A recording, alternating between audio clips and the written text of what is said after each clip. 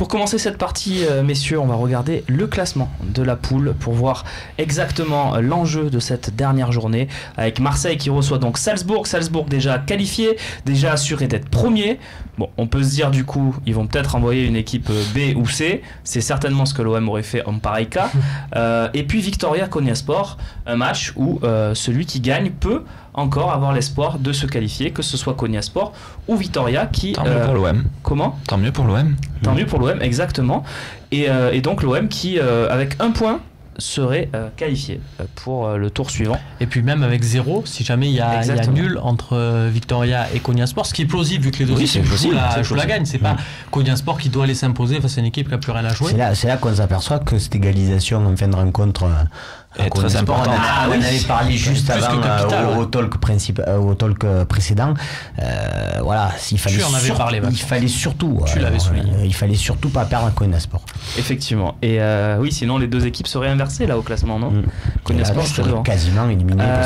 On va regarder la forme du moment. C'est toujours intéressant. On va regarder ce qu'ont fait les Autrichiens de Salzbourg dimanche. C'était une grosse affiche puisqu'ils affrontaient l'Austria de Vienne. Oui, on peut rigoler, mais chez eux c'est sympathique chez eux. Jocelyn Blanchard a joué à l'Austria de Vienne. Exact. C'est un but signé Ulmer. Qui marque à la 79e minute. On se dit le Red Bull Salzbourg va remporter ce match.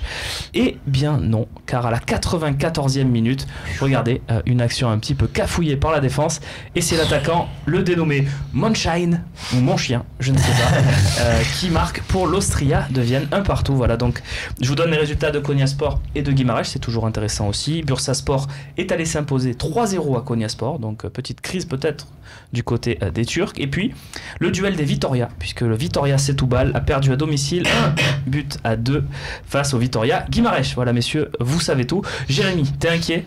Non, pas du tout. À aucun moment. Je pense que Salzbourg, ils vont venir avec une équipe C ici. Toi, tu as besoin que d'un match nul pour te qualifier. Si on commence à être inquiet de faire au moins un match nul contre l'équipe C de Salzbourg, on n'a absolument rien à faire à domicile. On n'a absolument rien à faire en Ligue Europa. Donc, je suis pas du tout inquiet. Ouais, tu penses aussi, David, qu'on va avoir le Toro Rosso quelque part de Salzbourg ? Ça c'est les fans de Formule 1 qui nous regardent évidemment. Ça c'est leur problème. Je pense que l'OM déjà de toute manière ils vont faire leur jeu. Ouais. Il faut qu'ils gagnent, voilà, ils vont jouer tout simplement. Après, ce qu'il y a de bien, c'est ce que je disais tout à l'heure, c'est qu'il y a le match est très important aussi, le deuxième. Ouais, t'as raison. C'est surtout ça qui va faire, parce que quand on est les deux autres équipes, on s'est dit, quoi qu'il arrive, je pense que Salzbourg va arriver, comme on disait, avec une équipe normalement bis, voilà.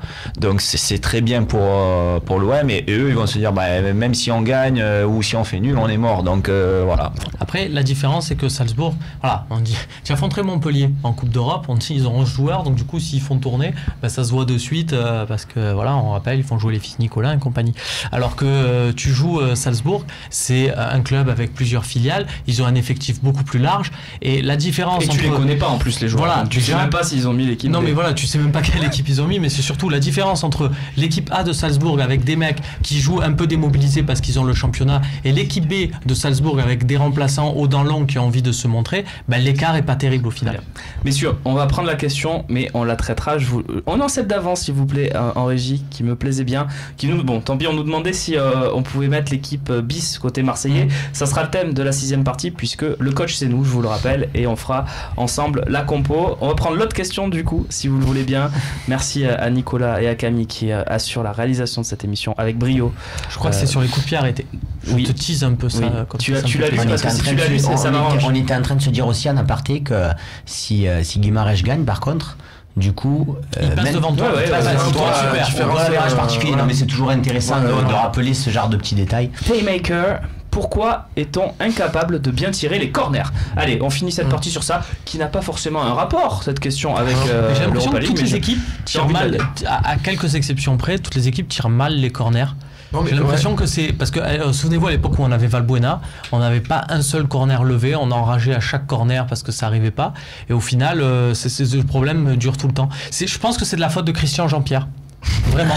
Christian, regardez, ça fait des années. C'est toujours la faute de Christian Jean-Pierre. Tu regardes des matchs avec Christian Jean-Pierre, il ne dit jamais c'est un corner, il te dit c'est un corner intéressant. Mais intéressant de quoi? En quoi il dit à chaque fois un corner intéressant, ça te met dans... Et alors si c'est un corner à 10 minutes de la fin, c'est une balle de but. Voilà. Donc du coup, on te met dans l'esprit que le corner, c'est un truc, putain, on peut marquer et tout. Et en fait, tu marques pas tant que ça sur corner. Alors Romain, c'est pas bien ce que tu viens de faire, tu viens de recycler tes vannes d'il y a quelques années. Non mais j'ai une théorie, cette théorie sur Christian Jean-Pierre, je l'avais constaté au Mondial 2010, c'est vrai. Voilà. Mais c'est vrai que ça me semble fou. À chaque fois, il disait balle de but. Mais on conclut là-dessus. Non, juste je voulais dire parce que c'est vrai que j'avais la même impression qu'on marquait pas sur corner. Et hier il y avait une stat sur Canal où il disait qu'on avait marqué quand même déjà 5 buts sur corner. Voilà. Et du coup j'étais étonné parce que j'avais à première vue aussi cette impression là. Et 5 buts c'est pas mal quand même. C'est pas mal du tout. C'est comme l'arbitrage, on le constate.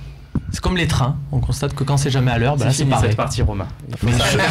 Sur le coup, sur les coups de pied arrêtés, David, qui s'est joué d'ailleurs hier soir, c'est vrai qu'on a vu Thauvin tirer un peu au premier poteau, ça passait pas, et je pense que aussi, c'est ce que les gens ne savent pas aussi, c'est qu'il faisait très froid. On a les pieds aussi, malheureusement, on a le corps, il est chaud, mais les pieds sont froids, donc des fois, c'est pas évident de tirer des coups de pied arrêtés. C'est pour ça que des fois, alors certes, ils en ont loupé quand ils faisaient très bon aussi, mais là en l'occurrence je pense que ça peut être précision qui peut compter évidemment. On passe maintenant à un débat sur Christopher Roca, parce que Christopher Roca va peut-être ou pas profiter de la suspension de Jordan Amavi pour fêter sa première apparition sous le maillot olympien dans ce match décisif.